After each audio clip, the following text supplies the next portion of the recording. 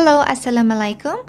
Mashed potato our recipe for today, and it's my own version. Then we're going to have the ingredients: parsley, salt, black pepper, potatoes, and vinegar.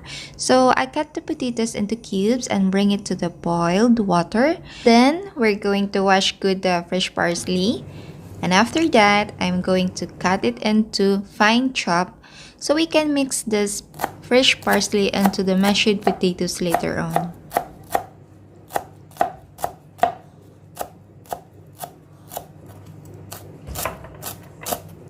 After chopping this fresh parsley, guys, we will take the potatoes, the boiled potatoes, and transfer into the drainer. Then transfer again into a bowl. Then we're going to start to smash using the fork. I'm using fork in here, and add the fresh parsley, the one we chopped lately.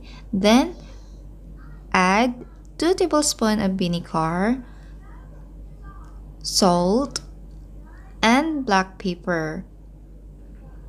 Then mix it again and transfer into the bowl.